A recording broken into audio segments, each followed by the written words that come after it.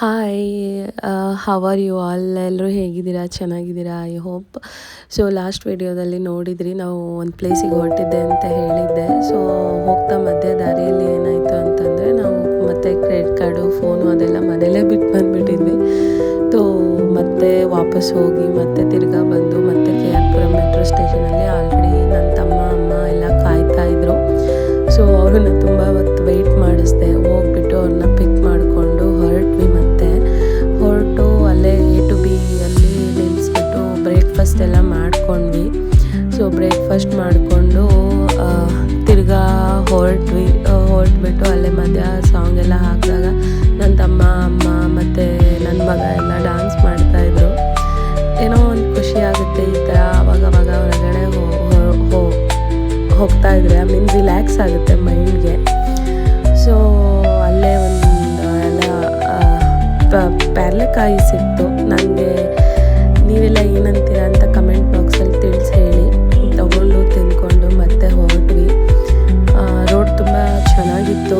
ಯಾವ ಸೈಡು ಅಂತ ನಿಮ್ಗೆ ಆಲ್ರೆಡಿ ಒಂದು ಗೆಸ್ ಬಂದಿರುತ್ತೆ. ಗೆಸ್ ಮಾಡಿ.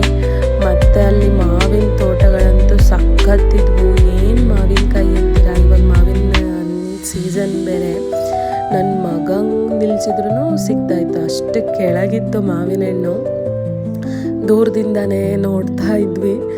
ನಾನು ಕಿತ್ಕೊಳ್ತೀನಿ ಅಂದೆ. ನನ್ನ ಹಸ್ಬೆಂಡ್ ಬಂದುಬಿಟ್ಟು ಬೇಡ ಮತ್ತು ಅವರೆಲ್ಲ ನೋಡಿಬಿಟ್ಟು ತೊಂದರೆ ಆಗುತ್ತೆ, ಹಂಗೆ ಹಿಂಗೆ ಅಂತೆಲ್ಲ ಹೆದರಿಸ್ತಿದ್ರು. ಇಲ್ಲಿಂದನೇ ನೋಡ್ಕೋ, ನಾನು ಸ್ಲೋ ಆಗಿ ಓಡಿಸ್ತೀನಿ ಕಾರ್ನ ಅಂತ. ನನಗೆ ಇಲ್ಲ ರೀ, ನಾನು ಕಿತ್ಕೋಬೇಕು ಅಂತ ಹೇಳ್ತಾ ಇದ್ದೆ. ಸೊ ಸಖತ್ ಮಾವಿನ ಹಣ್ಣಿನ ತೋಟ ಎಲ್ಲ ಇತ್ತು. ರೋಡು ತುಂಬ ಸಖತ್ತಿತ್ತು. ಆಮೇಲೆ ವ್ಯೂಸ್ ಎಲ್ಲ ನೋಡಿ ನೀವೇ ನೋಡ್ತಾ ಇದ್ದೀರಾ. ರೋಡ್ ತುಂಬ ಚೆನ್ನಾಗಿದೆ.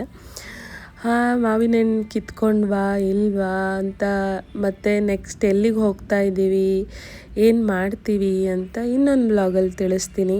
ಪ್ಲೀಸ್ ಸಬ್ಸ್ಕ್ರೈಬ್ ಮಾಡಿ, ಸಪೋರ್ಟ್ ಮಾಡಿ. ನಿಮ್ಮ ಸಪೋರ್ಟ್ ಬೇಕು. ಹೀಗೆ ಒಳ್ಳೊಳ್ಳೆ ವೀಡಿಯೋಸ್ನ ಶೇರ್ ಮಾಡ್ತಾ ಇರ್ತೀನಿ. Thank you.